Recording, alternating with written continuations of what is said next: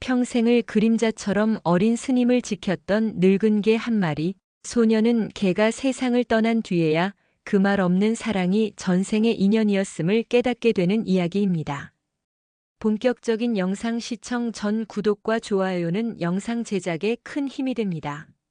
남쪽 끝자락 구름이 허리를 감고 도는 만덕산 깊은 곳에 고즈넉이 자리한 정암사. 사계절의 숨결이 고스란히 내려앉는 그곳의 시간은 속세와는 다른 무게로 흘렀다. 봄이면 짙푸른 이끼를 뚫고 연분홍 진달래가 수줍게 얼굴을 내밀었고, 여름이면 수만 개의 나뭇잎이 한꺼번에 쏟아내는 생명의 합창으로 가득 찼다. 가을이면 온 산이 붉고 노란 비단을 펼쳐놓은 듯 했으며, 겨울이면 모든 소음과 색채를 지운 순백의 침묵이 내려앉았다. 이 고요한 산사의 막내 동자승 도담에게 절마당은 세상의 전부였다. 이제 갓 10살을 넘긴 도담의 하루는 단순했다. 새벽녘 귓가를 파고드는 낭낭한 목탁 소리에 눈을 비비고 일어나 어른 스님들을 따라 예불을 드리는 것으로 시작되었다. 아직은 뜻도 모르는 경전 구절을 꾸벅꾸벅 졸며 따라 외우다 보면 어느새 아침 공양 시간이었다. 서툰 솜씨로 거대한 마당을 쓰는 일, 나물 다듬는 것을 돕는 일, 그리고 가끔은 딴짓을 하며 시간을 보내는 것이 그의 일과였다. 도담의 세상에는 늘 함께하는 그림자가 하나 있었다. 절의 늙은 백구 무심이었다. 누가 지어준 이름인지 언제부터 그곳에 있었는지 아는 이는 드물었다. 도담이 기억하는 가장 어린 시절부터 무심은 늘 그 자리에 있었다.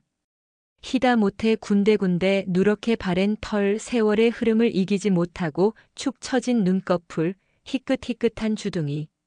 무심은 정암사의 오래된 석탑이나 수백 년 묵은 은행나무처럼 너무나 당연해서 때로는 존재조차 잊게 만드는 풍경의 일부였다. 도담에게 무심은 그저 개였다. 심심할 때 꼬리를 붙잡고 장난을 치는 대상이었고, 공양간에서 몰래 얻어온 누룽지를 나눠주는 친구였으면 가끔은 귀찮게 발치에 엉겨 붙는 늙은 짐승일 뿐이었다. 무심아 비켜. 빗자루질해야 한단 말이야. 가을볕이 따사로운 오후 도담은 자기 목만 한 비를 들고 마당을 쓸고 있었다. 밤새 바람에 떨어진 은행잎들이 황금빛 융단을 깔아놓은 듯 했다. 그 황금빛 융단 한가운데 무심은 가장 따스한 햇볕을 골라 몸을 웅크리고 있었다. 도담의 타박에도 귀찮다는 듯 꼬리만 한번 툭 치고는 다시 오수에 빠져들었다. 그 모습에 도담은 피식 웃으며 늙은 개의 주변을 피해 잎들을 쓸어 모았다. 하지만 도담이 미처 깨닫지 못하는 것이 있었다. 무심의 시선은 언제나 도담을 향해 있었다는 사실을.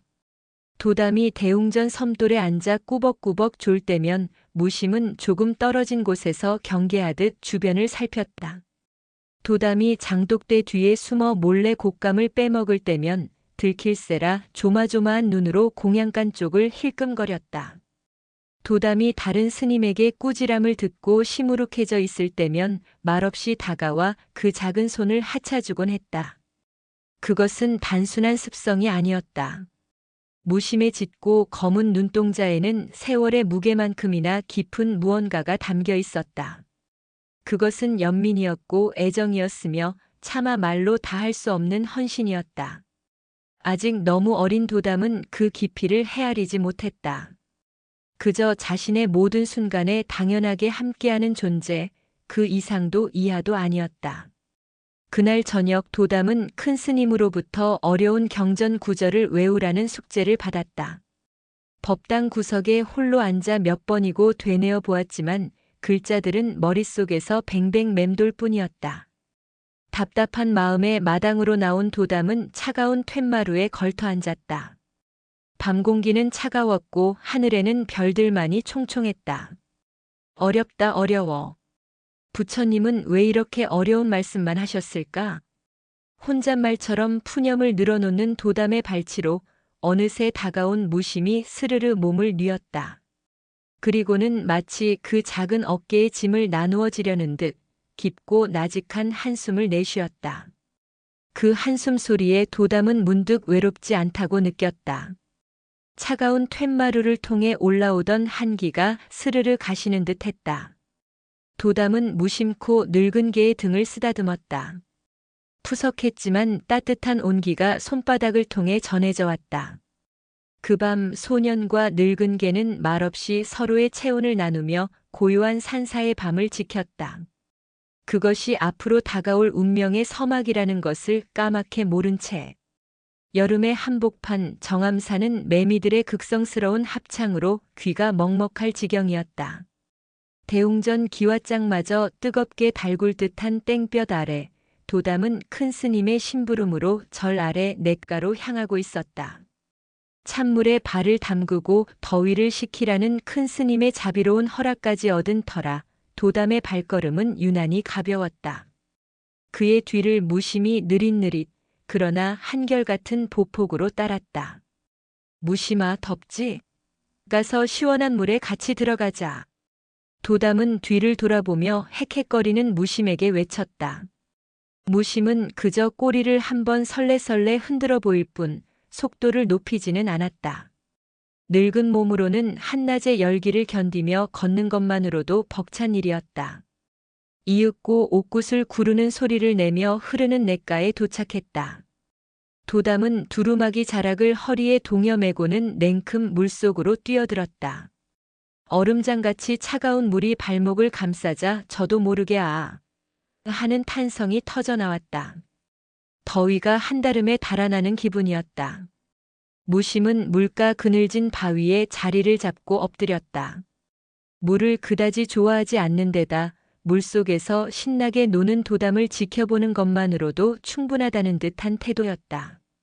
도담은 잠시 물장구를 치다가 물속에서 반짝이는 조약돌들을 발견했다. 매끄럽고 동그란 돌들을 주워 물수제비를 뜨기 시작했다. 하나, 둘, 셋. 통, 통, 통, 퐁. 돌멩이가 물 위를 경쾌하게 튀어나갈 때마다 도담의 입에서는 즐거운 웃음이 터져나왔다. 그렇게 한참을 놀던 도담은 냇가 중앙에 유난히 크고 평평한 바위가 있는 것을 발견했다. 저곳에 가면 더 멋지게 물수제비를 뜰 수 있을 것 같았다. 그는 조심스럽게 바위를 향해 나아갔다. 발밑의 돌들은 있기 때문에 무척 미끄러웠다.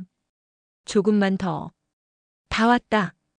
바위에 거의 다다랐을 때였다. 발을 딛는 순간 발밑에 돌이 빙글하고 돌아가며 도담의 몸이 균형을 잃었다.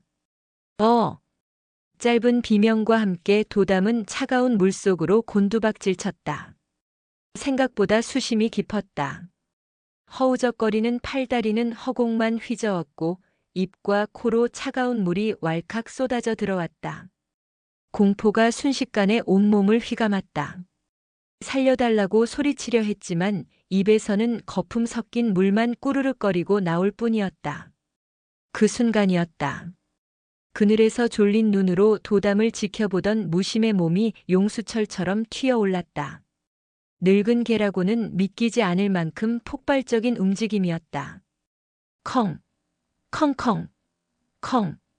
평소에 무심에게서는 들을 수 없었던 절박하고 찢어질 듯한 울음소리가 산골짜기를 울렸다. 무심은 한치의 망설임도 없이 물속으로 뛰어들었다. 차가운 물이 늙은 심장을 옥죄었지만 개의 눈에는 오직 물속에서 허우적거리는 작은 주인에 대한 걱정뿐이었다. 무심은 맹렬하게 물을 헤치고 나아갔다. 그리고는 가라앉고 있는 도담의 옷자락을 이빨로 물었다. 질긴 옷감이 금방이라도 찢어질 듯 했지만 무심은 온 힘을 다해 물고 놓지 않았다. 하지만 물에 젖은 아이의 몸은 천근만근처럼 무거웠고 냇물의 흐름 또한 만만치 않았다. 늙은 개의 다리는 점점 힘을 잃어갔다. 하지만 무심은 포기하지 않았다. 거의 본능에 가까운 사투였다. 한 발 한 발 죽을 힘을 다해 무틀 향해 나아갔다. 폐가 터질 듯한 고통이 몰려왔지만 입에 문 옷자락만은 절대 놓지 않았다. 얼마나 지났을까? 마침내 무심의 발이 무태 닿았다. 무심은 마지막 남은 힘까지 쥐어짜 도담을 물가로 끌어내는데 성공했다. 커헉, 캑캑. 정신을 차린 도담이 기침하며 들이마셨던 물을 토해냈다. 온몸은 사시나무처럼 떨리고 있었다. 간신히 고개를 돌렸을 때 그의 눈에 들어온 것은 물에 흠뻑 젖은 채 거친 숨을 몰아쉬며 쓰러질 듯 서 있는 무심의 모습이었다. 늙은 개의 온몸은 탈진한 듯 미세하게 경련하고 있었지만 그 눈동자만은 안도감으로 가득 차 있었다. 무심아, 내가 나를. 도담은 말을 잇지 못했다. 그저 덜덜 떨리는 손으로 무심의 축축한 털을 부여잡았다. 그 순간 멀리서 도담을 부르는 큰 스님의 목소리가 들려왔다. 냇가의 소란을 듣고 한달음에 달려온 것이었다. 큰 스님은 아무 말 없이 도담을 번쩍 안아들고 다른 손으로는 기진맥진한 무심의 등을 천천히 쓸어주었다. 그 눈길은 모든 것을 알고 있다는 듯 깊고 자애로웠다. 절로 돌아온 도담은 호되게 꾸중을 들었지만 그 꾸중이 아프지 않았다. 그의 마음은 온통 무심에 대한 생각으로 가득 차 있었다. 그저 순하고 늙은 개인 줄만 알았던 무심. 하지만 오늘 무심은 자신의 목숨을 걸고 자신을 구해냈다. 도담은 처음으로 무심의 존재를 다른 무게로 느끼기 시작했다. 그것은 단순한 고마움을 넘어선 경외감에 가까운 감정이었다. 그날 밤 도담은 아궁이 옆 가장 따뜻한 자리에 짚을 깔아주고는 그 곁에서 잠이 들 때까지 무심에 젖은 털을 말려주었다. 가을이 깊어지자 정암사의 밤은 놀라울 정도로 빨리 찾아왔고 그만큼 길었다. 스님들은 겨울 채비를 하느라 분주했다. 도담 역시 제 몫의 소임을 다하느라 작은 몸을 바삐 움직였다. 그날은 절의 가장 큰 행사인 김장을 담그는 날이었다. 수백 포기의 배추를 절이고 씻고 양념을 버무리는 일은 늦은 밤까지 이어졌다.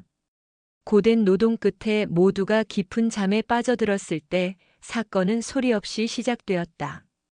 겨울나기를 위해 쌓아둔 장작과 땔감을 보관하는 아궁이 옆 광에 서였다. 낮에 불을 지피고 남은 불씨 하나가 완벽히 꺼지지 않은 채 바람에 날려 마른 집단 위로 내려앉았다. 처음에는 아주 작은 불똥이었다. 하지만 건조한 가을밤 마른 짚은 불꽃을 키우기에 더없이 좋은 요람이었다. 스르르, 타닥. 작은 불꽃은 이내 굶주린 짐승처럼 집단을 삼키기 시작했다. 검붉은 불길이 조용히 피어오르며 매캐한 연기를 뿜어냈다. 모두가 곤히 잠든 시각, 그 누구도 이 작은 재앙의 시작을 눈치채지 못했다. 오직 하나 무심만이 깨어 있었다. 무심은 도담의 방문 앞에서 몸을 웅크리고 잠을 청하고 있었다. 하지만 개의 예민한 후각은 공기 중에 섞인 미세한 연기 냄새를 놓치지 않았다. 무심은 벌떡 고개를 들었다. 코를 킁킁거리며 냄새의 근원지를 찾았다. 이것은 평범한 아궁이 연기 냄새가 아니었다. 무언가 잘못 타들어가고 있는 위험한 냄새였다. 무심의 목에서 나직한 경고음이 새어나왔다. 그르르. 그 사이 불길은 집단을 모두 태우고 옆에 쌓아둔 장작으로 옮겨 붓기 시작했다. 타닥타닥. 소리가 점차 커지고 불빛은 어둠 속에서 선명하게 일렁였다. 이대로라면 삽시간에 목조 건물인 광 전체를 집어삼키고 바로 옆에 붙은 스님들의 요사체까지 위험해질 판이었다. 그때 화장실에 가려고 잠에서 깬 도담이 방문을 열었다. 그리고 그는 얼어붙었다. 시뻘건 불길이 바로 눈앞의 광에서 춤추고 있었다. 어린 소년에게 그 광경은 세상의 종말처럼 보였다. 머릿속이 하얗게 비고 비명조차 나오지 않았다. 공포가 발을 땅에 묶어버린 듯 한 걸음도 뗄 수 없었다. 바로 그 순간 무심히 행동을 개시했다. 왕, 왕, 와우웅. 지금까지 들어본 적 없는 온 힘을 다해 짖는 필사적인 소리였다. 그것은 단순한 짖음이 아니라 위험을 알리는 경고이자 잠든 모두를 깨우려는 절규였다. 무심은 미친 듯이 지저대며 마당을 가로질러 스님들의 방문을 앞발로 긁어댔다. 그리고는 다시 불길 앞에 얼어붙은 도담에게 달려왔다. 무심은 도담의 옷자락을 물고 안전한 곳으로 세차게 끌어당겼다.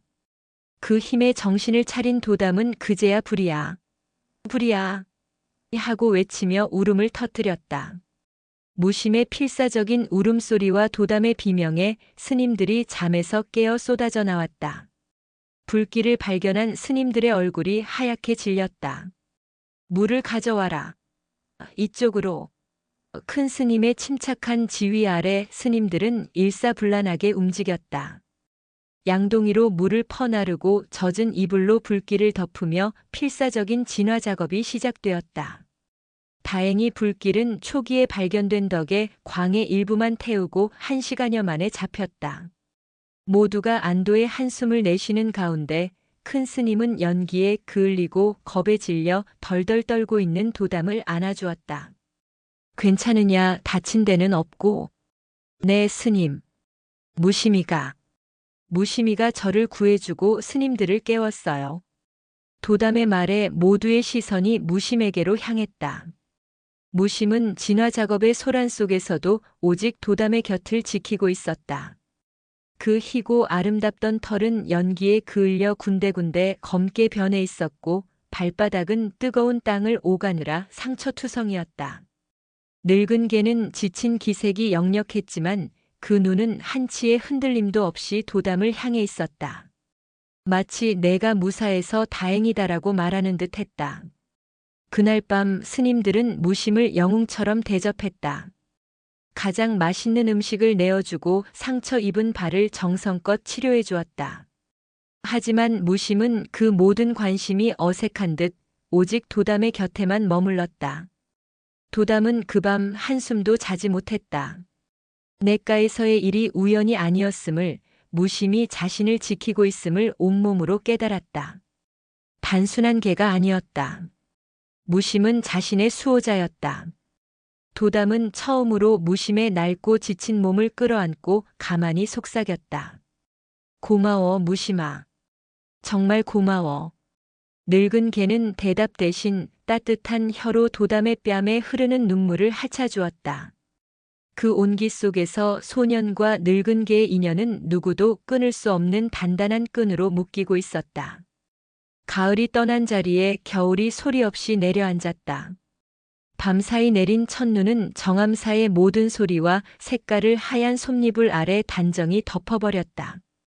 기와골에도 앙상한 나뭇가지 위에도 장독대 위에도 눈은 소복이 쌓였다. 세상이 온통 하얗게 변하자 도담은 어린아이답게 마냥 신이 났다. 하지만 이 순백의 계절은 늙은 무심에게는 혹독한 시련의 시작이었다.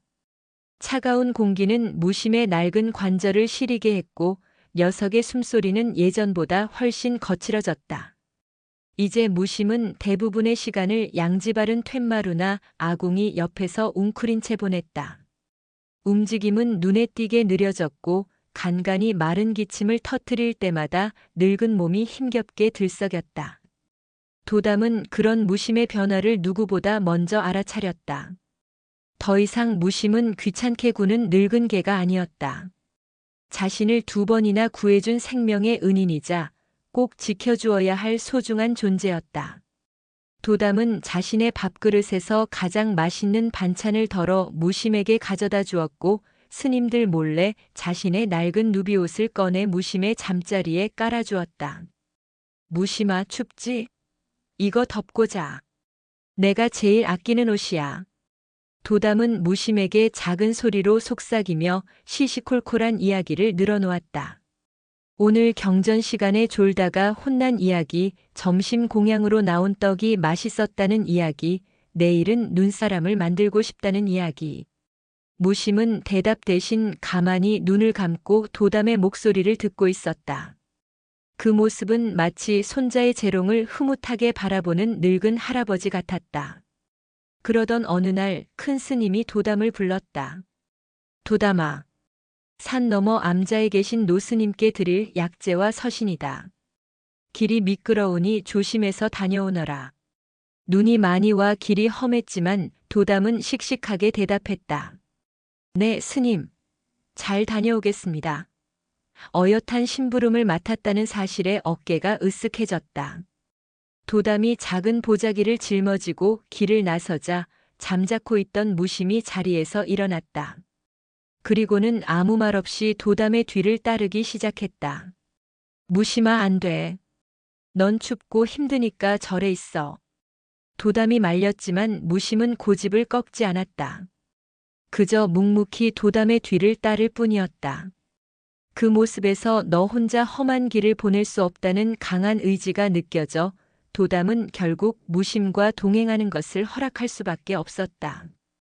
눈 덮인 산길은 고요했다. 도담의 작은 발자국 옆으로 무심의 발자국이 나란히 찍혔다. 무심은 몇 걸음 걷고는 숨을 고르기를 반복했다. 때로는 눈 더미에 다리가 푹 빠져 헛디디기도 했다. 그럴 때마다 도담은 걸음을 멈추고 무심을 기다려 주었다. 그리고 무심의 등에 쌓인 눈을 손으로 털어주었다. 힘들지? 조금만 가면 돼. 내가 업어줄까? 도담이 진심으로 걱정하며 말했지만 무심은 그저 괜찮다는 듯 도담의 손을 한번 핫고는 다시 묵묵히 걸음을 옮겼다. 늙고 병든 몸이었지만 무심의 눈빛은 흔들리지 않았다. 그 시선은 오직 앞서가는 작은 동자승의 뒷모습에 고정되어 있었다. 그 순간 도담은 깨달았다. 무심이 자신을 따라 나선 것은 심부름을 돕기 위함이 아니었다. 그저 함께 있기 위해, 자신을 지키기 위해 이 힘든 길을 나선 것이었다. 늙고 쇠약해진 몸으로 할 수 있는 마지막 소임이라도 다하려는 듯 무심은 자신의 모든 것을 걸고 도담의 곁을 지키고 있었다. 가슴 속에서 뜨거운 무언가가 울컥하고 치밀어 올랐다. 도담은 걸음을 멈추고 무심을 와락 끌어안았다. 무심아, 미안해. 내가 너무 늦게 알았어. 미안해. 무엇이 미안한지 정확히 알 수 없었지만 도담은 그저 미안하고 고마운 마음에 눈물을 뚝뚝 흘렸다. 무심은 가만히 도담의 품에 안겨 가쁜 숨을 몰아쉬었다. 암자의 무사히 심부름을 마친 뒤 돌아오는 길, 도담은 내리막길에서 무심을 거의 부축하다시피 하며 걸었다. 자신의 작은 몸으로 늙은 개의 무게를 온전히 감당하며 한 걸음 한 걸음 소중하게 내디뎠다. 눈 위에 선명하게 찍힌 두 쌍의 발자국. 하나는 작고 하나는 낡고 희미했다. 하지만 그 두 발자국은 세상 그 어떤 발자국보다도 깊고 단단하게 이어져 있었다. 도담은 이제 이 낡은 발자국이 자신에게 어떤 의미인지 분명히 알게 되었다. 그것은 세상에서 가장 따뜻하고 헌신적인 사랑의 흔적이었다. 1년 중 밤이 가장 길고 추위가 가장 매섭다는 동짓달 금음. 정암사의 겨울은 절정에 달했다. 칼날 같은 바람이 산사의 처마 끝을 울리며 지나갔고 마당의 장독들은 하얀 눈모자를 쓴 채 꽁꽁 얼어붙었다.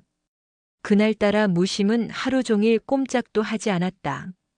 도담이 정성껏 마련해준 따뜻한 잠자리에서 눈만 가만히 뜬 채 미동도 없었다. 도담이 가져다준 따뜻한 미음도 맑은 물도 입에 대지 않았다. 그저 얕고 불규칙한 숨만 내쉴 뿐이었다. 도담은 불길한 예감에 사로잡혔다. 그는 하루 종일 무심의 곁을 지켰다. 작은 손으로 늙은 개의 몸을 쓰다듬고 귀에 대고 속삭였다. 무심아, 왜 그래? 기운 좀 내. 응. 내일 눈 그치면 같이 뒷산에 가자. 내가 토끼 발자국 보여줄게. 하지만 무심의 눈은 허공의 한 점을 응시할 뿐 초점이 없었다. 간혹 도담의 목소리에 반응하듯 희미하게 꼬리를 한번 움직이는 것이 전부였다. 절의 다른 스님들도 무심의 상태를 보고는 말없이 한숨을 쉬며 도담의 어깨를 두드려주고 갈 뿐이었다. 모두가 이별의 시간이 다가왔음을 직감하고 있었다. 저녁 공양이 끝나고 모두가 각자의 방으로 돌아가 잠을 청할 시간. 큰 스님이 도담에게 방으로 들어가 자라고 타일렀지만 도담은 고개를 저었다. 아니에요, 스님. 오늘은 무심이랑 같이 있을래요. 혼자 두면 너무 추울 거예요. 도담의 고집을 꺾을 수 없음을 안 큰 스님은 두꺼운 담요 한 채를 더 가져다 주고는 조용히 물러났다. 차가운 방 안 도담은 무심을 자신의 품에 꼭 끌어안고 담요를 덮었다. 늙은 개의 몸은 예전과 달리 온기가 거의 느껴지지 않았다. 가죽과 뼈만 남은 몸이 작게 떨리고 있었다. 도담은 자신의 체온으로라도 무심을 덮여주려 애썼다. 귓가에 들려오는 무심의 숨소리는 끓는 물소리처럼 거칠고 힘겨웠다. 그 소리가 하나하나 도담의 심장에 박히는 듯 했다. 시간이 얼마나 흘렀을까? 밖에서는 세찬 바람 소리만 들려올 뿐 세상은 깊은 정적에 잠겼다. 도담은 잠들지 않았다. 그는 무심의 가슴에 가만히 손을 얹고 희미하게 뛰고 있는 심장의 고동을 느끼고 있었다. 그것은 무심이 살아있다는 유일한 증거였다. 무심아, 기억나? 내가 나 냇가에서 구해준 거. 불났을 때 나 지켜준 거. 눈 오는 날 나랑 같이 산에 가준 거. 다 기억나. 고마워. 정말 고마워. 도담은 울먹이며 속삭였다. 그간의 기억들이 파노라마처럼 머릿속을 스쳐 지나갔다. 처음에는 그저 풍경의 일부였던 늙은 개가 어느새 자신의 세상 전부가 되어 있었다. 그때였다. 무심에 거칠던 숨소리가 문득 잦아들었다. 그리고는 아주 편안한 얼굴로 마지막 남은 힘을 다해 도담의 손등을 한번 쓱 핥았다. 그것이 늙은 개의 마지막 인사였다. 이윽고 무심은 아주 길고 부드러운 한숨을 내쉬었다. 가슴에 얹힌 도담의 손으로 전해져 오던 미약한 고동이 멎었다. 방 안에는 절대적인 침묵이 흘렀다. 조금 전까지 분명히 존재했던 하나의 생명이 사라진 자리는 우주만큼이나 거대하고 공허하게 느껴졌다. 도담은 울지 않았다. 그저 텅 빈 눈으로 품 안에서 싸늘하게 식어가는 온기를 느끼고 있었다. 슬픔보다 더 큰 무언가가 그의 작은 가슴을 짓누르는 듯 했다. 창호지 너머로 희미한 새벽빛이 스며들 무렵 방문이 조용히 열리고 큰 스님이 들어섰다. 스님은 밤새 뜬 눈으로 앉아있던 도담과 그의 품에 잠든 듯 누워있는 무심을 보고는 아무 말도 하지 않았다. 그저 도담의 곁에 가만히 앉아 소년의 작은 어깨를 말없이 감싸 안아줄 뿐이었다. 슬픔이 얼어붙은 듯한 고요 속에서 도담은 처음으로 죽음이라는 것의 무게를 온몸으로 받아들이고 있었다. 그리고 그 죽음이 자신에게 어떤 의미를 가르쳐주기 위해 찾아왔는지 그는 아직 알지 못했다. 동짓달 금은밤의 길고 긴 어둠이 끝나고 새로운 날의 서광이 비치고 있었다. 새벽이 정암사 대웅전의 푸른 기와등을 희미하게 비출 때 밤새 뜬 눈으로 무심을 끌어안고 있던 도담의 세계는 완벽한 침묵 속에 잠겨 있었다. 세상의 모든 소리가 한순간에 사라진 듯 했다. 멀리서 들려오는 새벽 예불을 알리는 목탁 소리도, 바람에 댄잎이 서걱이는 소리도, 심지어 제 심장이 뛰는 소리마저도 아득하게만 느껴졌다. 오직 품 안에서 차갑게 굳어가는 무심의 무게만이 현실의 전부인 양 소년의 작은 몸을 무겁게 짓눌렀다. 방문을 열고 들어선 큰 스님은 아무 말 없이 도담의 곁에 앉았다. 그 어떤 위로의 말도 이 절대적인 상실감 앞에서는 공허한 메아리가 될 뿐임을 스님은 알고 있었다. 대신 스님은 자신의 크고 따뜻한 손으로 도담의 떨리는 어깨를 가만히 감싸 안았다. 그 온기가 마치 얼어붙은 강물 아래로 흐르는 미약한 물줄기처럼 도담의 꽁꽁 얼어붙은 마음속으로 아주 천천히 스며들었다. 날이 완전히 밝자 다른 스님들도 하나둘씩 도담의 방 앞으로 모여들었다. 그들은 방 안을 들여다보며 안타까운 표정을 지었지만 누구 하나 섣불리 말을 건네지 않았다. 그저 침묵으로 소년의 슬픔에 동참할 뿐이었다. 그것은 정암사의 스님들이 슬픔을 나누는 방식이었다. 큰 스님이 마침내 침묵을 깨고 나직이 말했다. 도담아, 이제 무심히를 편안한 곳으로 보내주어야지. 양지바른 뒷산 언덕, 늘 내가 노는 모습을 지켜보던 그 소나무 아래가 좋겠구나. 도담은 대답 없이 텅 빈 눈으로 큰 스님을 올려다보았다. 보내준다는 말의 의미를 아직 온전히 받아들일 수 없었다. 품 안에 있는 무심은 그저 깊이 잠이 든 것만 같았다. 지금이라도 흔들어 깨우면 귀찮다는 듯 눈을 가늘게 뜨고 하품을 할 것만 같았다. 하지만 도담은 움직일 수 없었다. 무심의 몸은 더 이상 살아있는 생명의 부드러움을 가지고 있지 않았다. 단단하게 굳어버린 몸은 슬프도록 명백한 이별의 증거였다. 스님들이 무심의 몸을 수습하기 위해 다가왔다. 도담은 자기도 모르게 품에 힘을 주며 무심을 놓지 않으려 했다. 마치 어미 잃은 새끼 짐승처럼 마지막 남은 온기마저 빼앗기지 않으려는 필사적인 저항이었다. 그런 도담의 모습을 본 한 노스님이 조용히 말했다. 쥐고 있으면 더 무거운 법이다, 도담아. 놓아주어야 그 영혼이 가벼이 떠날 수 있느니라. 그 말에 도담의 팔에서 서서히 힘이 풀렸다. 스님들은 도담이 가장 아끼던 낡은 누비옷으로 무심의 몸을 정성껏 감쌌다. 그리고는 깨끗한 나무판 위에 조심스럽게 올려놓았다. 그 모든 과정 동안 도담은 마치 제 살이 뜯겨나가는 듯한 고통을 느끼며 망연자실한 눈으로 지켜볼 뿐이었다. 장례 행렬은 소박했다. 맨 앞에 큰 스님이 섰고 무심을 모신 나무판을 든 스님들이 그 뒤를 따랐다. 그리고 맨 마지막에 넋이 나간 표정의 도담이 비틀거리며 걸었다. 눈 덮인 마당을 가로질러 뒷산으로 향하는 짧은 길. 그 길 위로 찍히는 발자국 소리가 유난히 크게 들렸다. 뽀드득 뽀드득. 어제까지만 해도 나란히 찍혔을 두 쌍의 발자국은 이제 하나만 외로이 남았다. 소나무 아래 스님들이 번갈아가며 얼어붙은 땅을 파기 시작했다. 삭삭 둔탁한 괭이 소리가 고요한 겨울산을 울렸다. 도담은 그 소리를 들으며 온몸이 부서지는 듯한 슬픔을 느꼈다.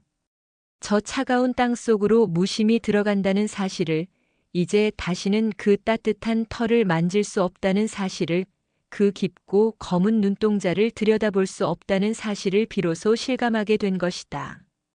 구덩이가 다 파이자 큰 스님은 도담을 불렀다. 내가 마지막 인사를 하거라. 도담은 떨리는 걸음으로 다가갔다.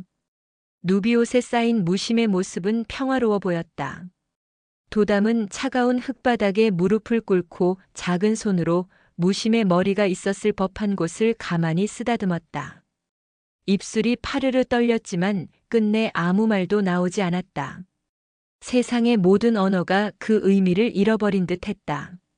하고 싶은 말은 너무나 많았지만 그 어떤 말도 이 가슴 아픈 작별을 표현할 수는 없었다. 스님들이 조심스럽게 무심을 땅속에 뉘었다. 그리고 큰 스님이 첫 삽을 떠서 흙을 뿌렸다. 후두둑.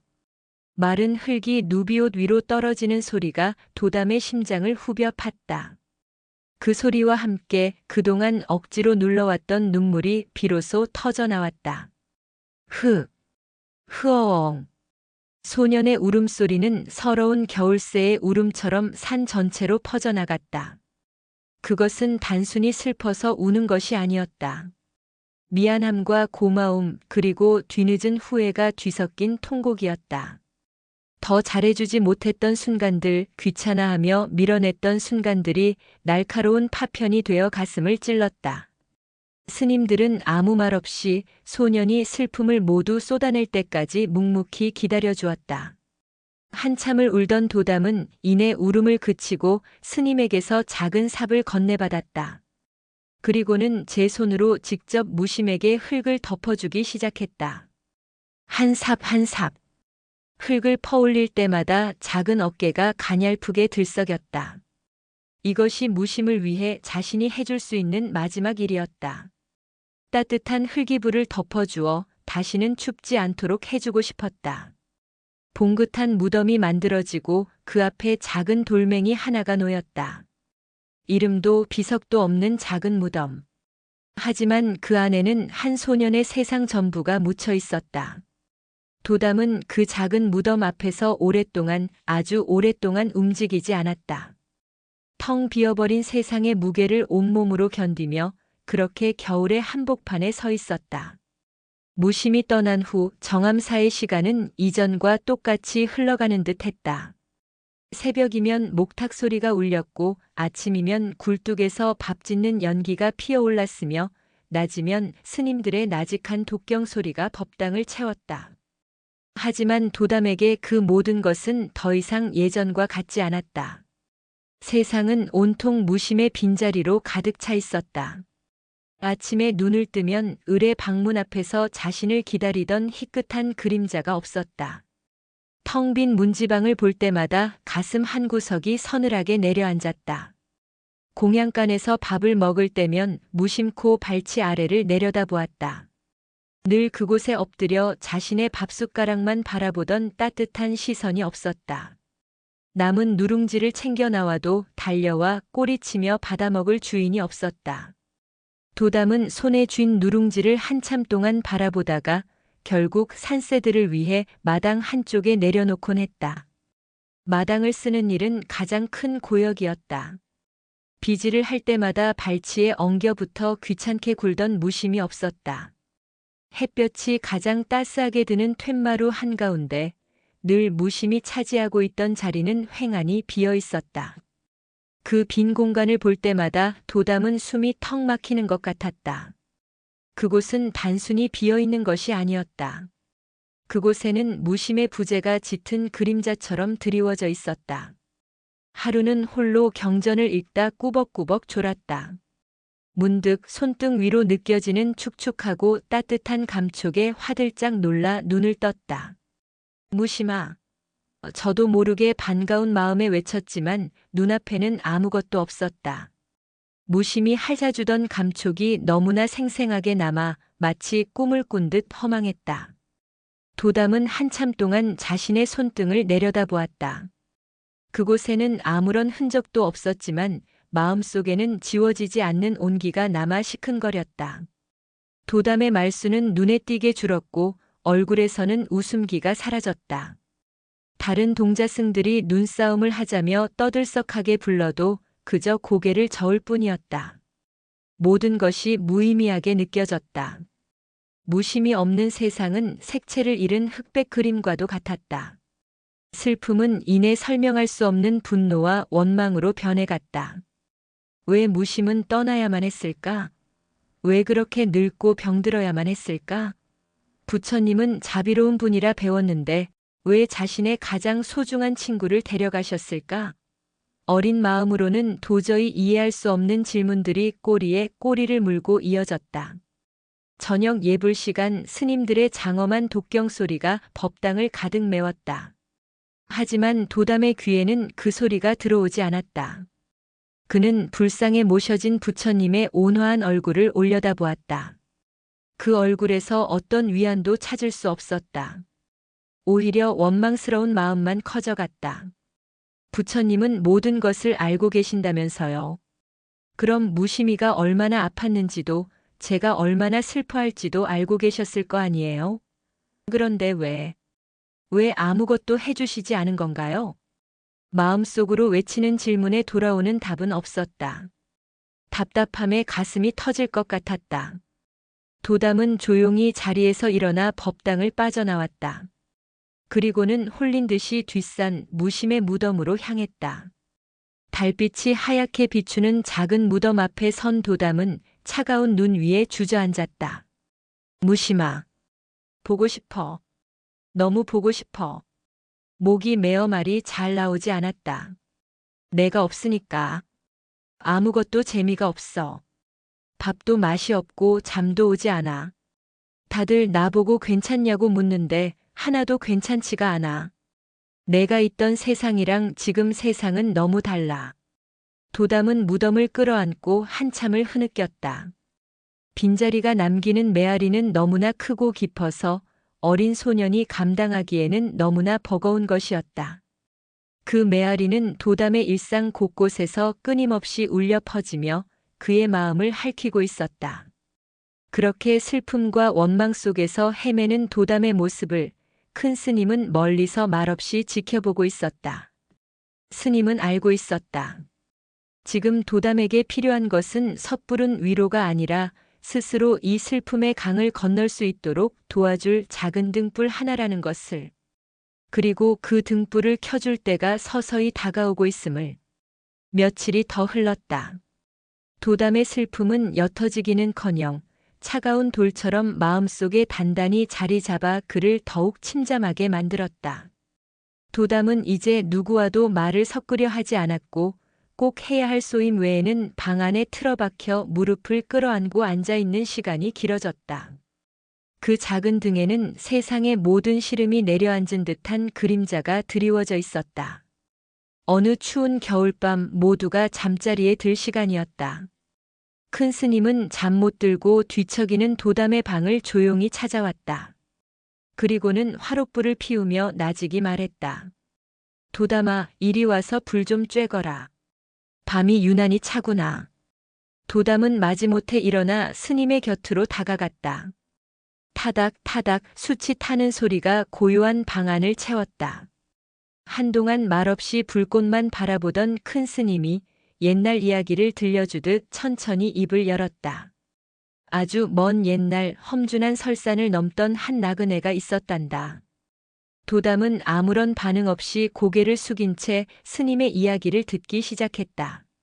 나그네는 눈보라 속에서 길을 잃고 헤매다 그만 깊은 절벽 아래로 떨어지고 말았지. 온몸이 부서지는 고통 속에서 죽음의 그림자가 다가오는 것을 느끼고 있었어. 그때 어디선가 은은한 향기가 바람을 타고 흘러왔단다. 향기를 따라 희미해져가는 의식을 붙잡고 기어가 보니 절벽 틈새에 아주 작고 하얀 꽃 한 송이가 피어 있었지. 큰 스님의 목소리는 낮고 차분했다. 마치 그림을 그리듯 이야기의 풍경을 눈앞에 펼쳐 보였다. 그 꽃은 만년에 한 번 가장 춥고 혹독한 곳에서만 핀다는 전설의 설현화였어. 그 꽃을 다려 마시면 어떤 병이든 낫고 죽어가는 사람도 살릴 수 있다는 신비로운 꽃이었지. 나그네는 마지막 힘을 다해 그 꽃을 꺾어 입에 넣었어. 그러자 신기하게도 부서진 뼈가 붙고 찢어진 살이 아물며 얼어붙었던 몸에 온기가 돌기 시작했단다. 도담은 어느새 고개를 들고 스님의 이야기에 조금씩 귀를 기울이고 있었다. 목숨을 구한 나그네는 꽃에게 몇 번이고 고맙다 인사를 했어. 그리고는 건강해진 몸으로 다시 길을 떠났지. 그런데 나그네가 떠나고 난 뒤 그 설현화는 어떻게 되었을 것 같으냐? 큰 스님은 도담에게 질문을 던졌다. 도담은 잠시 생각하다가 작은 목소리로 대답했다. 다시 피어났나요? 큰 스님은 부드럽게 고개를 저었다. 아니란다. 설현화는 자신의 모든 정기를 나그네에게 내어주고는 그 자리에서 하얗게 시들어 먼지처럼 흩어져 버렸어. 나그네를 살린 것이 그 꽃의 소임이었고 그 소임을 다하자 미련 없이 사라져 버린 게지. 이야기는 거기서 끝이 아니었다. 나그네는 무사히 산을 내려와 행복하게 살았어. 그리고 세월이 흘러 늙고 병들어 죽음을 맞이하게 되었지. 그런데 다음 생에 그 나그네는 무엇으로 태어났을 것 같으냐? 이번에도 도담은 답을 찾지 못하고 고개를 갸웃거렸다. 그 나그네는 한 줌의 흙이 되었단다. 그리고 그 흙은 바람에 실려 아주 멀리 아주 높은 산의 험준한 절벽 틈새로 날아가 내려앉았지. 그리고 오랜 세월이 지난 어느 겨울날 바로 그 흙더미 위에서 아주 작고 하얀 싹 하나가 돋아났단다. 바로 설현화의 싹이었지. 도담의 눈이 조금 커졌다. 먼지처럼 흩어졌던 설현화의 씨앗이 돌고 돌아 자신이 구해준 나그네가 변한 흙 위에서 다시 생명을 얻게 된 것이야. 흙은 꽃에게 자신의 모든 양분을 내어주었고 꽃은 그 흙의 희생 덕분에 다시 피어날 수 있었지. 도담아. 큰 스님은 화롯불을 들여다보던 시선을 들어 도담의 눈을 깊이 바라보았다. 세상의 모든 인연이란 그런 것이란다. 받고 다시 되돌려주는 것. 이번 생에 진 빚은 다음 생에 반드시 갚게 되는 것. 눈에 보이는 모습은 계속해서 변하지만 그 안에 담긴 마음과 인연의 끈은 결코 사라지지 않고 영원히 돌고 도는 것이지.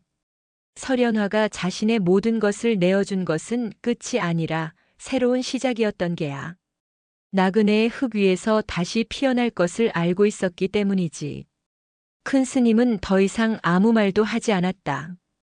그저 묵묵히 숯불을 뒤적일 뿐이었다. 도담은 스님의 이야기가 무슨 뜻인지 완벽하게 이해할 수는 없었다. 하지만 나그네와 설연화의 이야기는 어린 소년의 마음에 작은 파문을 일으켰다. 죽음이 끝이 아닐 수도 있다는 생각, 보이지 않는 인연의 끈이 존재할지도 모른다는 막연한 느낌.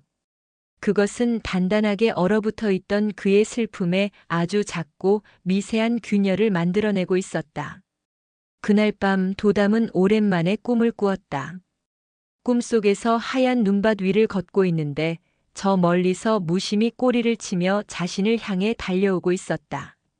큰 스님의 이야기를 들은 후 며칠 동안 도담은 깊은 생각에 잠겼다. 나그네와 설연화의 이야기는 머릿속을 떠나지 않고 계속 맴돌았다. 죽음이 끝이 아니라 새로운 시작이라는 말, 인연은 돌고 돈다는 말이 희미하게 남아 마음에 와닿았지만 그것을 무심의 죽음과 연결짓기에는 아직 너무 어렸다. 그는 여전히 무심의 무덤을 찾아가 말을 걸었고 텅 빈 툇마루를 보며 가슴 아파했다. 그러던 어느 맑은 겨울날 오후 큰 스님이 도담을 불렀다. 스님은 자신의 방으로 도담을 데리고 가 따뜻한 차를 한 잔 내어주었다. 방 안에는 오래된 서책과 묵향이 은은하게 배어 있었다. 도담아. 큰 스님이 조용히 입을 열었다. 무심이가 처음 우리 절에 왔을 때를 기억하느냐? 도담은 고개를 저었다. 그의 기억 속에서 무심은 처음부터 그곳에 있었던 존재였다. 저는 너무 어려서 기억이 나지 않습니다. 그래, 그럴 게다. 넌 갓난아기였으니. 큰 스님은 창밖의 겨울 풍경을 바라보며 아득한 과거를 회상했다. 내가 댄잎에 쌓여 이 절의 일주문 앞에 놓여있던 그해 겨울이었지. 몹시도 추운 날이었어. 그리고 며칠 지나지 않아 어디서 왔는지 모를 백구 한 마리가 절 마당에 나타났단다.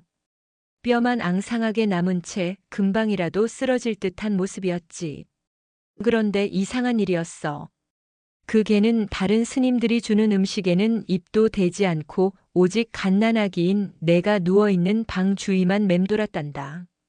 도담은 숨을 죽이고 스님의 이야기에 귀를 기울였다. 처음 듣는 이야기였다. 마치 무언가를 지키려는 것처럼 녀석은 잠시도 내 곁을 떠나지 않았어. 밤이면 찬 바람을 맞으며 내 방문 앞을 지켰고 낮이면 내가 햇볕을 쬐는 툇마루 아래에 웅크리고 있었지. 그때 나는 알았단다. 저게는 그저 길 잃은 짐승이 아니라 어떤 깊은 인연의 끈에 이끌려 이곳까지 오게 된 영혼이라는 것은. 그래서 마음에 분별이 없다는 뜻으로 무심이라는 이름을 지어주었지. 큰 스님은 찻잔을 내려놓고 도담의 눈을 똑바로 바라보았다. 그 눈빛은 한없이 깊고 자애로웠다. 도담아, 지난밤 내가 너에게 들려준 설연화와 나그네의 이야기를 기억하느냐? 모든 인연은 돌고 돌아 반드시 다시 만나게 된다고 했지. 스님은 잠시 말을 멈추고 아주 중요한 비밀을 이야기하듯 목소리를 낮추었다. 그 아이는, 무심이는 아주 먼 전생에 너의 가장 소중한 가족이었단다. 순간 도담의 세상이 멈추는 듯 했다. 귀를 의심했다. 방금 스님이 하신 말씀이 무슨 뜻인지 이해할 수 없었다. 멍하니 스님을 바라보는 도담에게 큰 스님은 이야기를 이어갔다. 어떤 연유에서였는지는 나도 다 알 수 없으나 너에게 아주 큰 마음의 빚을 진 가족이었을 게단. 평생을 다 바쳐도 갚지 못할 만큼 크고 깊은 빚이었겠지. 그래서 이번 생에는 너를 온전히 지켜주고 그 빚을 갚기 위해 기꺼이 미물인 개의 몸을 빌어 다시 태어난 것이야. 큰 스님의 말 한마디 한마디는 천둥처럼 도담의 가슴을 울렸다. 생각해보거라, 도담아. 무심의 눈이 언제나 너만을 향해 있지 않았더냐? 내가 냇가에 빠졌을 때 늙고 병든 몸으로 어찌 그런 힘을 낼 수 있었겠느냐? 불길 속에서 너를 구하기 위해 어찌 그 뜨거움을 견딜 수 있었겠느냐? 그것은 짐승의 본능이 아니라 자식을 지키려는 어미의 마음, 가족을 지키려는 애끓는 마음이 있었기에 가능한 일이었단다. 내가 웃을 때 함께 기뻐하고 내가 아플 때 먼저 마음 아파하며 너의 모든 순간을 그림자처럼 지켜보는 것. 그것이 이번 생에 무심이가 스스로 선택한 소임이었던 게야. 그리고 이제 그 소임을 훌륭히 다 마쳤기에 미련 없이 가벼운 몸으로 제 갈 길을 떠난 것이란다. 그러니 도담아. 무심이의 죽음은 슬퍼할 일이 아니라 오히려 축하해 주어야 할 일인지도 모른다. 참으로 고되고 숭고한 생을 살아냈으니 말이다. 충격적인 진실 앞에 도담은 아무 말도 할 수 없었다. 그저 눈물만 뺨을 타고 하염없이 흘러내렸다. 이제껏 자신이 알고 있던 세상이 송두리째 무너지고 새로운 세상이 눈앞에 펼쳐지는 듯한 기분이었다.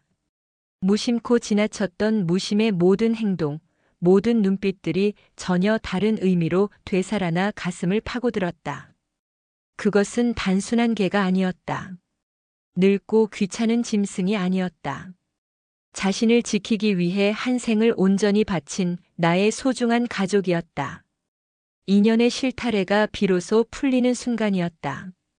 슬픔과 원망으로 꽁꽁 얼어붙었던 도담의 마음이 거대한 사랑의 진실 앞에서 서서히 녹아내리기 시작했다. 큰 스님의 방을 나온 도담은 몽유병 환자처럼 비틀거리며 마당을 가로질렀다. 세상이 온통 빙글빙글 도는 것 같았다. 스님의 말씀이 메아리처럼 귓가에서 울렸다. 전생의 가족이었단다.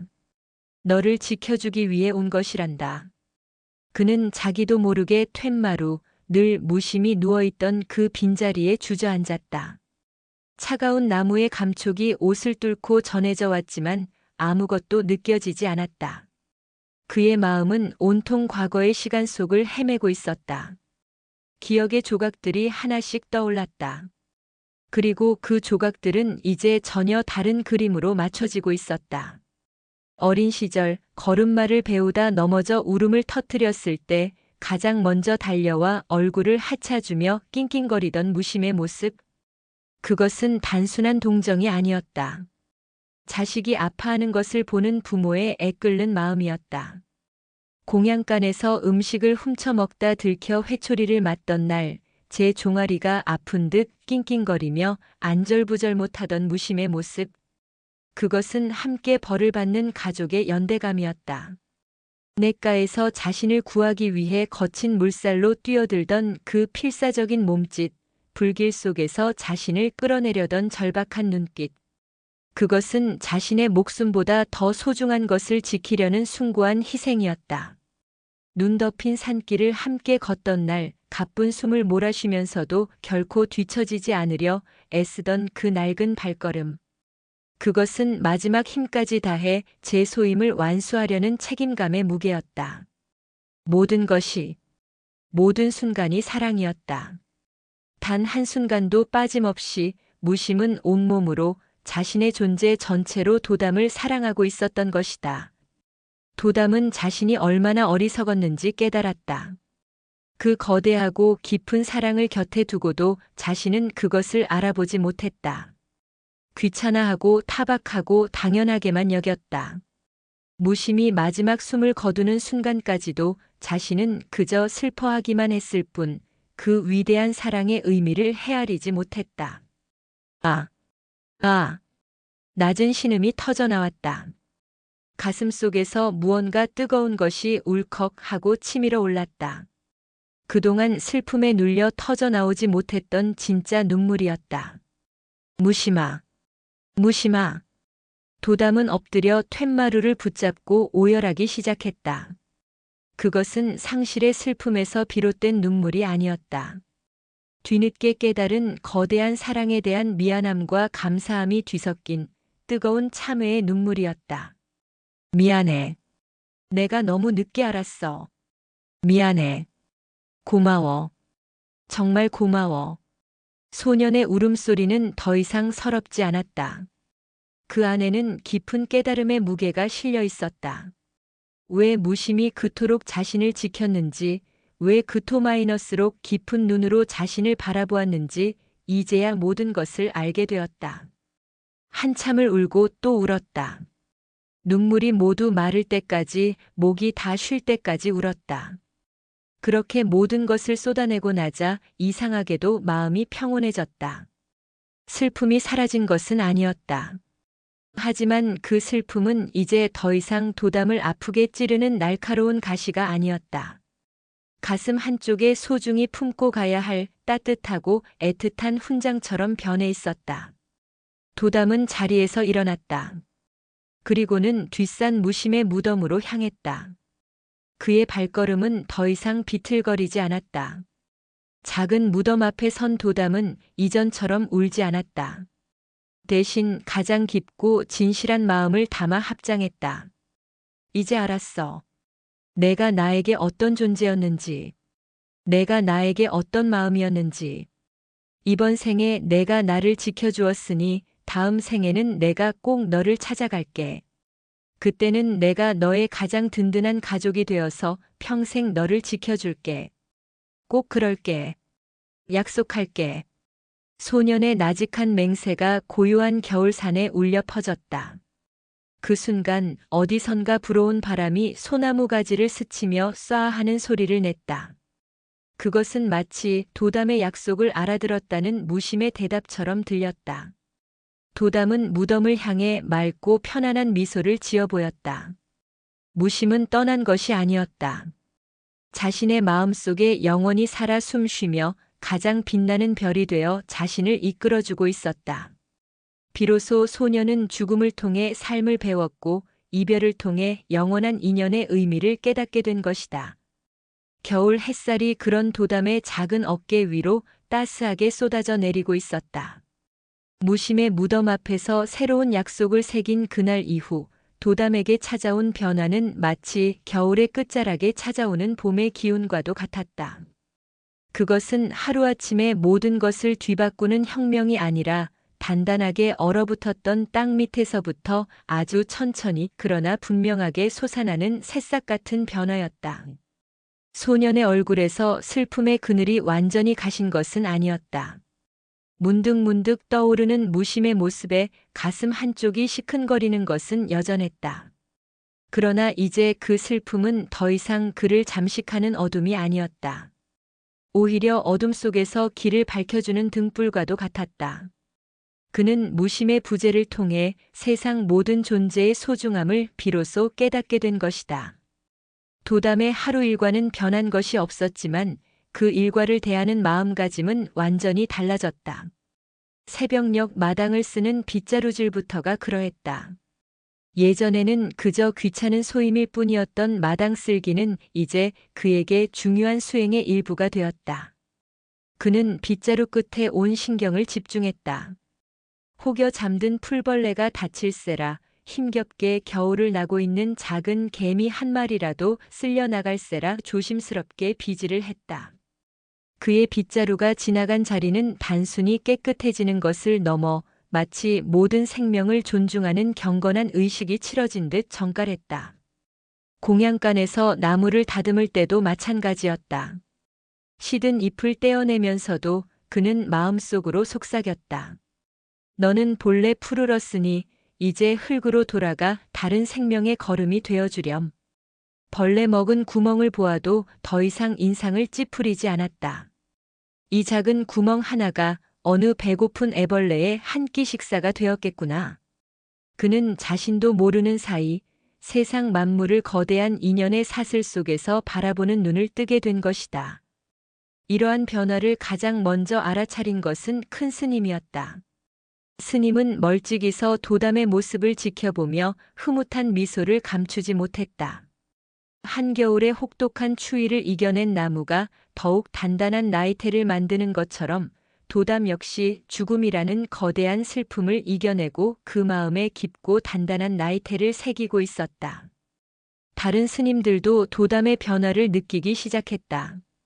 유난히 말이 없고 표정이 어두워 걱정했는데 어느 날부터인가 소년의 눈빛이 몰라보게 깊어져 있었다.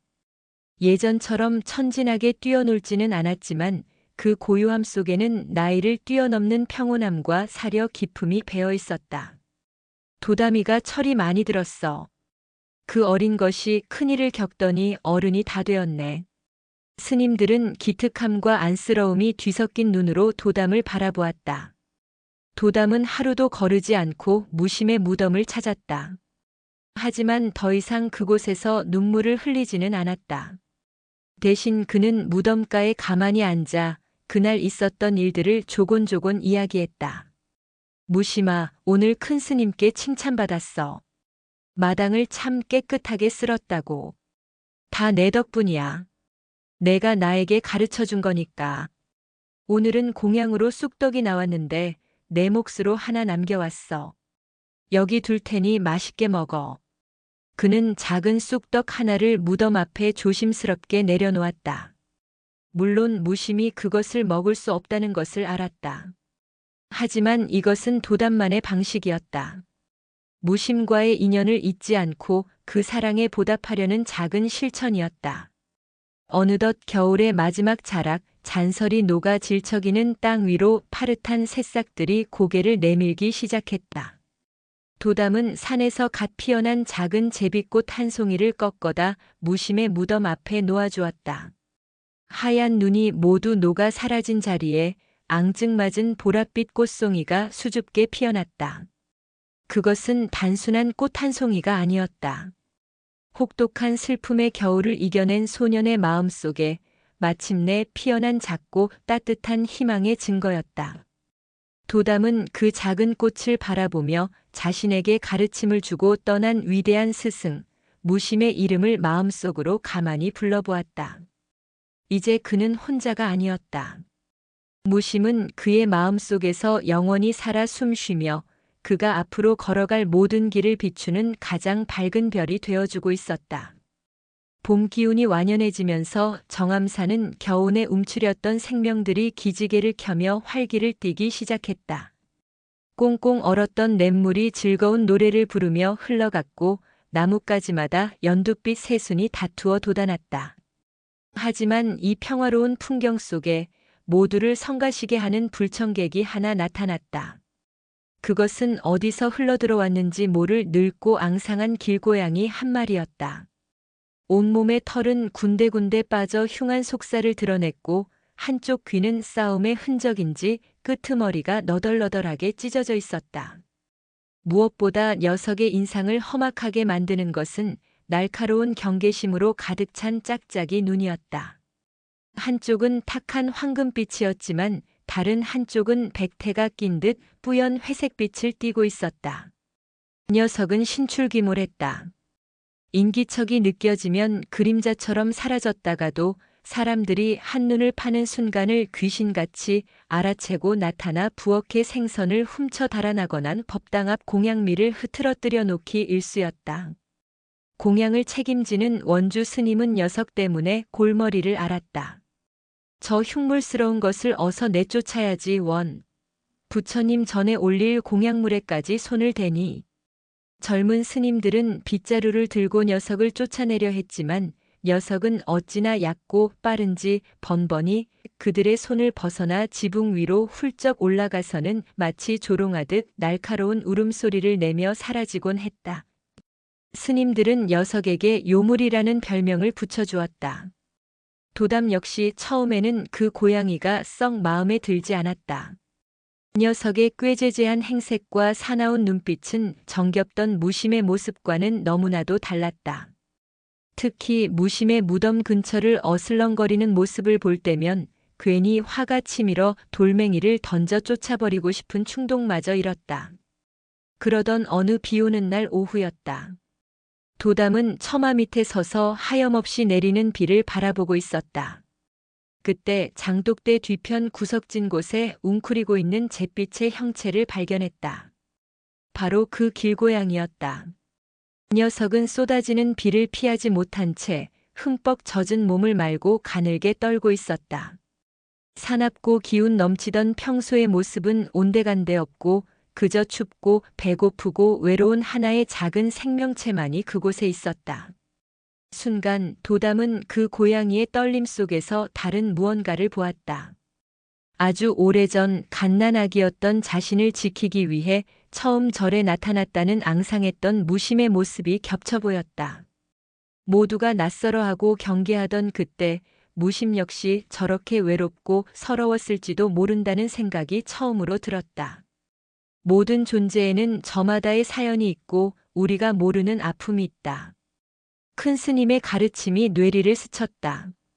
도담은 자신도 모르게 발걸음을 옮겼다. 공양간으로 달려가 자신의 몫으로 남겨두었던 찐 감자 하나를 몰래 가져왔다. 그리고는 고양이가 놀라지 않도록 조금 떨어진 곳에 조심스럽게 감자를 내려놓았다. 야옹. 고양이는 극도의 경계심을 드러내며 낮은 소리로 하악질을 했다. 온몸에 털을 곤두세운 채 금방이라도 핥힐 듯한 태세였다. 괜찮아. 해치지 않아. 배고플까봐.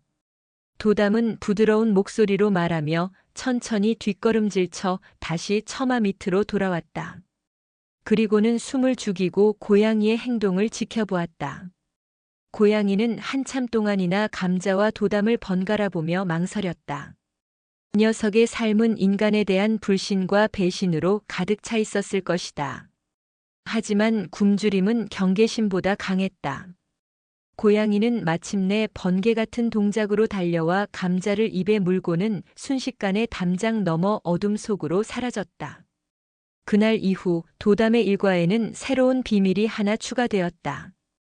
그는 매일 자신의 공양을 조금씩 덜어 아무도 보지 않는 절의 구석진 곳에 가져다 놓기 시작했다.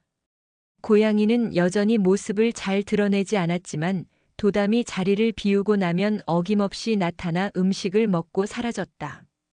도담은 녀석에게 얼룩이라는 이름을 혼자 지어주었다.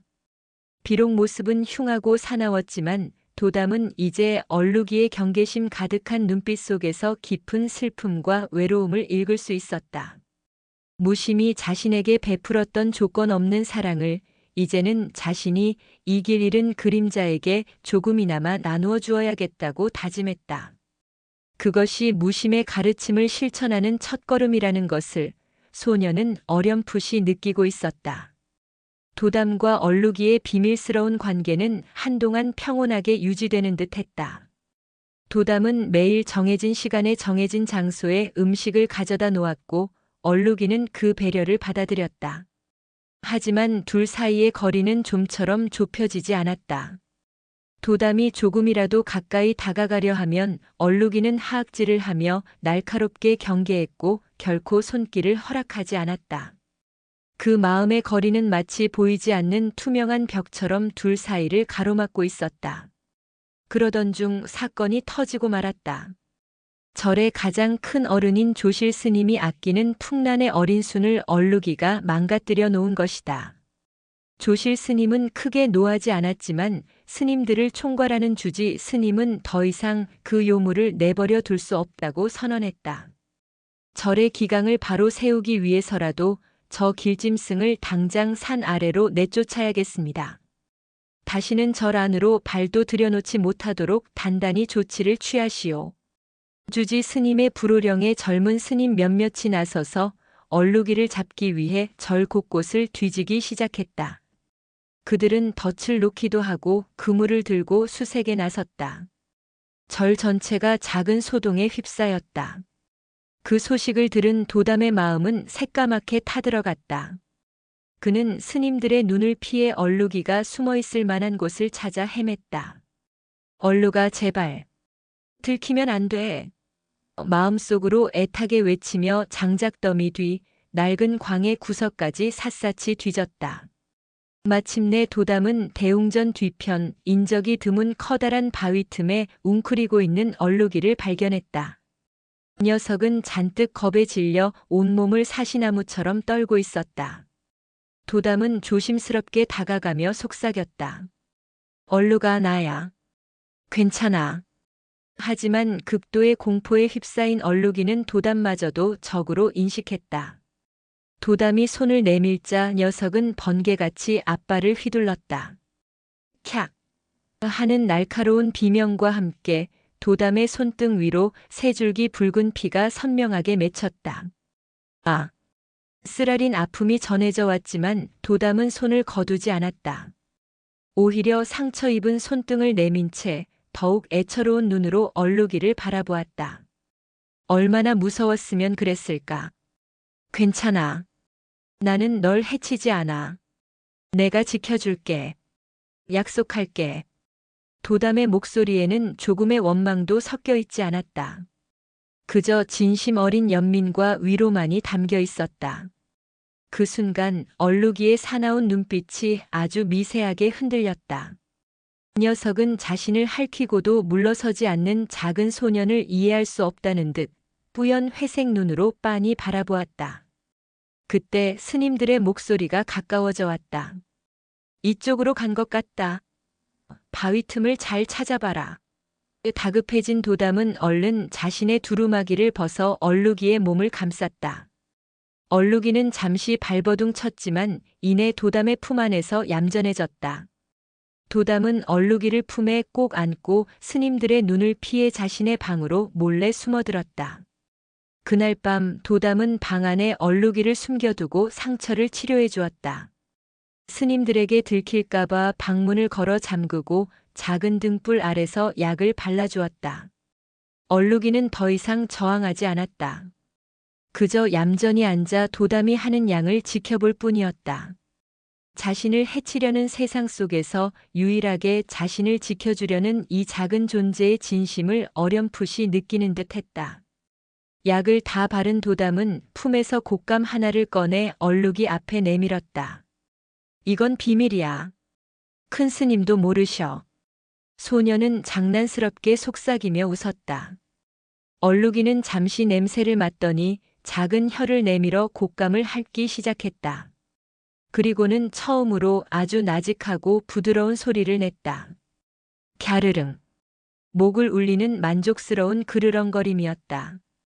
그 소리를 듣는 순간 도담과 얼룩이를 가로막고 있던 투명한 벽이 스르르 허물어지는 것을 느꼈다. 상처 입은 손등이 아팠지만 마음은 더없이 따뜻하고 충만했다. 무심을 통해 배운 자비와 인내의 마음이 또 다른 상처 입은 영혼에게 가닿는 순간이었다. 아직 마음의 거리는 완전히 사라지지 않았지만 둘은 이제 같은 방향을 바라보며 한 걸음을 내딛기 시작했다. 도담은 며칠 동안 얼룩이를 방 안에 몰래 숨겨두고 보살폈다. 스님들의 수색이 잠잠해질 때까지 기다릴 생각이었다. 놀랍게도 얼룩이는 더 이상 소란을 피우지 않았다. 마치 도담의 처지를 이해라도 하는 듯 대부분의 시간을 조용히 웅크려 잠을 자거나 도담이 경전을 읽는 모습을 얌전히 지켜보았다. 도담은 그런 얼룩이의 모습에서 오래된 친구 같은 편안함을 느끼기 시작했다. 봄이 깊어가던 어느 화창한 날, 큰 스님이 도담을 불렀다. 도담아, 뒷산 약수터에 가서 물을 좀 길어오너라. 날이 좋으니 산책 삼아 다녀오면 좋겠다. 도담은 오랜만에 방을 나서는 것이 불안했지만 스승의 명을 거역할 수는 없었다. 그는 얼룩이에게 금방 다녀올게. 얌전히 있어야 해. 하고 신신당부를 하고는 물동이를 지고 길을 나섰다. 약수터로 가는 길은 온갖 봄꽃들이 만발해 있었다. 진달래, 생강나무꽃, 얼레지. 도담은 꽃향기에 취해 잠시 시름을 잊고 콧노래를 흥얼거렸다. 약수터에 도착해 시원한 물을 한 바가지 마시고 물동이를 채울 때였다. 그의 등 뒤 볕이 잘 드는 바위 틈에서 스르륵 하고 무언가 기어나오는 소리가 들렸다. 아무 생각 없이 뒤를 돌아본 도담은 그 자리에 얼어붙고 말았다. 그의 바로 뒤에 검고 붉은 무늬가 선명한 살모사 한 마리가 따리를 튼 채 그를 향해 머리를 쳐들고 있었던 것이다. 금방이라도 달려들 듯 뱀은 쉬잉 마이너스 하는 위협적인 소리를 내며 갈라진 혀를 날름거렸다. 너무 놀라 비명조차 지를 수 없었다. 손과 발이 마음대로 움직이지 않았다. 공포가 온몸을 올가매는 순간 바로 그때였다. 캬앙 마이너스. 숲속에서 짐승의 처절한 울음소리가 터져나오며 잿빛 그림자 하나가 번개처럼 튀어나왔다. 얼룩이었다. 도담을 따라 몰래 절을 빠져나왔던 것이다. 얼룩이는 한치의 망설임도 없이 도담과 살모사 사이로 몸을 날렸다. 온몸에 털을 곤두세우고 등을 활처럼 구부린 채 뱀보다 더 무서운 기세로 위협했다. 살모사가 맹렬하게 머리를 휘두르며 공격해왔지만 얼룩이는 타고난 민첩함으로 그것을 피하며 날카로운 발톱으로 뱀의 머리를 후려쳤다. 작은 몸의 고양이와 맹독을 품은 뱀의 사투는 처절했다. 흙먼지가 자욱하게 일고 두 짐승의 날카로운 울음소리가 숲의 정적을 깨뜨렸다. 도담은 그저 멍하니 그 광경을 지켜볼 수밖에 없었다. 얼마나 지났을까? 마침내 뱀은 기세가 꺾인 듯 상처 입은 몸을 이끌고 숲을 속으로 황급히 사라졌다. 싸움은 끝났지만 얼룩이 역시 무사하지 못했다. 녀석의 앞다리 한쪽에서는 검붉은 피가 흘러내리고 있었다. 뱀에게 물린 것이 분명했다. 얼룩아. 그제야 정신을 차린 도담이 비명을 지르며 달려갔다. 얼룩이는 독이 퍼지는지 비틀거리며 쓰러졌다. 그 뿌연 회색 눈은 고통 속에서도 오직 도담을 향해 있었다. 마치 나는 괜찮다. 너는 무사하냐고 묻는 듯 했다. 도담은 눈물을 쏟으며 얼룩이를 품에 안았다. 그리고는 죽을 힘을 다해 절을 향해 달리기 시작했다. 스님, 큰 스님, 살려주세요. 얼룩이가 절을 구하다가 뱀에 물렸어요. 도담의 절규에 절 전체가 발칵 뒤집혔다. 스님들이 뛰어나와 피를 흘리며 쓰러진 얼룩이와 흙투성이가 된 채 울부짖는 도담의 모습을 보고는 모두 할 말을 잃었다. 큰 스님은 즉시 얼룩이의 상처를 살폈다. 그리고는 다른 스님들에게 약초를 가져오게 하고 침착하게 독을 짜내는 응급처치를 시작했다. 그동안 요물이라며 쫓아내려 했던 스님들은 부끄러움과 미안함이 뒤섞인 표정으로 그 모습을 지켜볼 뿐이었다. 그 흉하고 사나운 길고양이가 자신들이 아끼는 막내 동자승의 목숨을 구한 것이다. 다행히 얼룩이는 큰 스님의 정성 어린 치료 덕분에 목숨을 건졌다. 며칠을 앓고 난 뒤 녀석은 기적처럼 자리에서 일어났다. 그날 이후 더 이상 얼룩이를 요물이라 부르는 스님은 없었다. 녀석은 정암사의 새로운 식구로 당당히 인정받았다. 스님들은 저마다 맛있는 음식을 가져다 주며 녀석을 살뜰히 챙겼다. 도담은 다리를 저는 얼룩이의 곁을 한시도 떠나지 않고 극진히 간호했다. 그러던 어느 날 오후 툇마루에 앉아 얼룩이의 상처 입은 다리를 쓰다듬어 주던 도담에게 큰 스님이 다가와 조용히 말했다. 보았느냐 도담아. 모든 생명 안에는 이렇듯 귀한 불성이 숨어 있단다. 겉모습이 흉하고 성정이 사납다 하여 우리가 함부로 판단하고 미워할 수 있는 존재는 세상에 아무것도 없는 게지. 너는 무심을 통해 배운 자비의 마음으로 이 상처 입은 수호자의 진짜 모습을 꿰뚫어 본 것이다. 참으로 큰 공부를 하였구나. 큰 스님의 칭찬에 도담은 얼굴을 붉혔다. 그는 품에 안겨 편안하게 그르렁거리는 얼룩이를 가만히 내려다보았다. 한쪽 귀가 찢어지고 한쪽 눈이 멀고 이제는 한쪽 다리마저 저는 상처투성이의 고양이. 하지만 도담의 눈에 비친 얼룩이는 세상 그 무엇보다 아름답고 숭고한 수호자였다. 무심히 남기고 간 사랑의 씨앗이 도담의 마음속에서 싹을 틔우고 이제 또 다른 생명을 통해 아름다운 꽃을 피워내고 있었다. 그 마음의 꽃은 앞으로 도담이 만날 더 많은 인연들을 따뜻하게 품어줄 것이다. 몇 번의 겨울이 가고 또다시 연두빛 새싹이 잿빛까지 끝을 물들이는 봄이 정암사에 찾아왔다. 세월의 흐름은 고요한 산사에 많은 것을 변화시켰다. 앳된 동자승이었던 도담은 이제 훌쩍 키가 자라 어엿한 소년 스님의 맵시가 났다. 까까머리는 그대로였지만 동그랗던 얼굴에는 젖살이 빠지고 단정한 선이 자리 잡았다. 무엇보다 깊어진 것은 그의 눈빛이었다. 예전의 천진난만함 대신 고요한 호수와도 같은 평온함과 세상 만물을 향한 따뜻한 연민이 그 안에 담겨 있었다.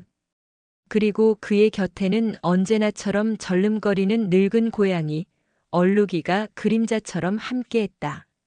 한때 모두가 요물이라 부르며 경계하던 상처투성이 길고양이는 이제 정암사의 모든 스님들이 아끼고 보살피는 소중한 식구가 되어 있었다. 녀석의 찢어진 귀와 뿌연 눈은 여전했지만 사나운 경계심은 온데간데 없고 그 자리에는 도담을 향한 절대적인 신뢰와 평화로운 기색만이 가득했다. 그날 오후 도담은 얼룩이와 함께 뒷산 언덕으로 향했다. 그곳에는 이제 제법 봉긋한 형태를 갖춘 무덤 하나가 자리하고 있었다. 더 이상 황량한 흙무덤이 아니었다. 도담이 해마다 봄이면 옮겨다 심은 할미꽃과 제비꽃, 민들레가 무덤 주위를 아름답게 수놓고 있었다. 그곳은 이제 슬픔의 장소가 아니라 감사와 추억이 깃든 평화로운 쉼터였다. 도담은 무덤가에 가만히 앉아 늘 그랬듯 두 손을 모아 합장했다. 얼룩이는 그런 도담의 무릎에 자연스럽게 몸을 웅크리고 나직이 그르렁거렸다. 무심아, 봄이 왔어. 내가 좋아하던 따뜻한 햇살이야. 잘 지내지? 나는 잘 지내. 얼룩이도 이제 할아버지가 다 됐어. 도담의 목소리는 담담했지만 그 안에는 강물처럼 깊고 변치 않는 그리움이 흐르고 있었다. 그는 이제 무심의 죽음을 슬퍼하지 않았다.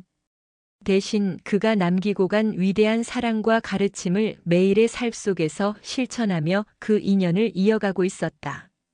그때 나뭇잎 스치는 소리와 함께 큰 스님이 천천히 언덕을 올라왔다.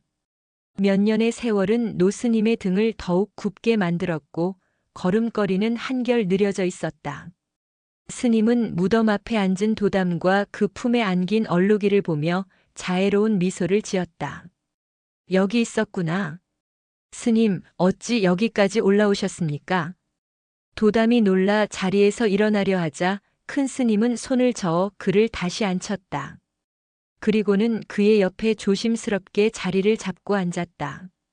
세월의 흐름을 보여주듯 한때 우주처럼 넓어 보였던 스승의 어깨는 이제 앳된 제자의 어깨와 나란한 높이가 되어 있었다. 도담아. 큰 스님이 멀리 산 아래 마을을 내려다보며 물었다. 너는 무심히를 통해 무엇을 배웠느냐? 도담은 잠시 생각에 잠겼다. 그리고는 차분하고 맑은 목소리로 대답했다. 처음엔 그저 슬펐습니다. 다음엔 원망스러웠고 진실을 알게 된 후에는 미안하고 감사했습니다. 하지만 지금은 압니다. 무심이가 저에게 준 가장 큰 가르침은 사랑 그 자체가 아니라 사랑하는 법이었다는 것을요. 도담의 시선이 무덤 위에 핀 작은 제비꽃에 머물렀다. 사랑이란 곁에 두고 소유하는 것이 아니라 그 존재가 자신의 소임을 다하고 평화롭게 떠날 수 있도록 기꺼이 놓아주는 마음이라는 것을 배웠습니다. 또한 눈에 보이는 모습이나 행동으로 그 어떤 존재도 함부로 판단해서는 안 된다는 것을 배웠습니다. 모든 생명 안에는 우리가 미처 보지 못하는 깊은 사연과 따뜻한 마음이 숨어 있다는 것을 얼룩이를 통해 다시 한번 깨달았습니다. 그 대답에 큰 스님은 만족스러운 듯 길게 고개를 끄덕였다.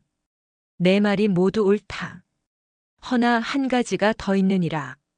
무심이가 너에게 준 가장 위대한 선물은 너의 목숨을 구해준 그 용기도 평생을 바친 헌신도 아니다.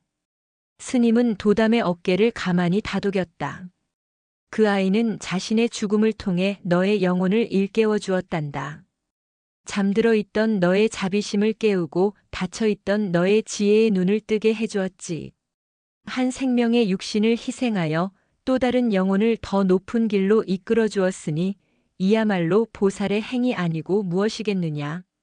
그 아이는 진정 너의 가장 위대한 스승이었던 게다.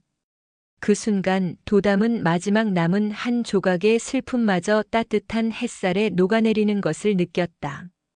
그랬다. 무심은 떠난 것이 아니었다. 자신의 모든 것을 바쳐 도담의 마음속에 영원히 지지 않는 등불 하나를 밝혀주고 갔던 것이다. 바로 그때였다. 언덕 아래 절 마당 쪽에서 아이의 까르르 웃는 소리와 함께 작은 소란이 들려왔다. 봄나들이를 온 듯한 젊은 부부와 어린아이가 막 절에 들어서는 참이었다. 아이는 팔랑거리며 날아다니는 노랑나비를 쫓아 아장아장 마당을 뛰어다녔다. 그러다 그만 아이는 제 발에 걸려 풀썩 넘어지고 말았다. 금방이라도 울음을 터뜨릴 듯 아이의 입이 실룩거렸다. 그 순간 어디서 나타났는지 모를 작고 하얀 강아지 한 마리가 꼬리를 치며 아이에게 달려갔다. 마치 손뭉치 같은 그 강아지는 넘어진 아이의 얼굴을 연신 핥으며 위로했다. 아이는 울음을 터뜨리는 대신 간지러운 듯 다시 까르르 웃음을 터뜨렸다. 도담은 그 광경을 넋을 잃고 바라보았다. 갓 태어난 듯 순진무구한 얼굴, 온몸을 뒤덮은 새하얀 털, 조건 없이 상대를 위로하는 따뜻한 마음. 그 모습은 기억 속의 무심과 놀랍도록 닮아 있었다. 하지만 도담은 무심이가 다시 태어났구나라고 생각하지 않았다. 그는 이제 알 수 있었다. 중요한 것은 특정 영혼의 귀환이 아니라는 것을. 무심이 보여주었던 그 숭고하고 헌신적인 사랑. 그 사랑의 마음 씨앗이 돌고 돌아 또 다른 시간, 또 다른 장소에서 새로운 생명의 모습으로 다시 피어난 것이다. 자신이 무심에게 받은 사랑을 얼룩이에게 나누어 주었듯 세상의 모든 인연은 이렇듯 꼬리에 꼬리를 물고 이어지며 서로가 서로에게 구원이자 스승이 되어주는 것이었다. 그것이 바로 영원히 돌고 도는 윤회의 진짜 의미였다. 도담의 얼굴에 비로소 완전한 평화와 깨달음의 미소가 번졌다. 그것은 슬픔을 이겨낸 미소였고 진리를 깨달은 미소였으며 세상 모든 존재를 향한 깊은 사랑의 미소였다. 큰 스님은 그 미소를 보고 모든 가르침이 끝났음을 알았다. 저물어가는 봄 햇살이 세 사람, 아니 스승과 제자, 그리고 그 곁을 지키는 상처 입은 수호자의 어깨 위로 금빛 가루처럼 쏟아져 내리고 있었다. 저 멀리 마당에서는 아이와 강아지의 웃음소리가 바람을 타고 실려왔다. 모든 것이 제자리를 찾고 모든 것이 조화롭게 이어지는 순간, 무심히 잠든 작은 언덕은 이제 더 이상 이별의 장소가 아니었다. 모든 것이 시작되고 모든 것이 다시 만나는 영원한 윤회의 언덕이었다. 그리고 그 언덕 위에서 한 소녀는 마침내 세상에서 가장 위대한 가르침을 온몸으로 끌어안고 있었다. 사랑은 결코 죽지 않으며 다만 모습을 바꾸어 우리 곁에 영원히 머문다는 것을.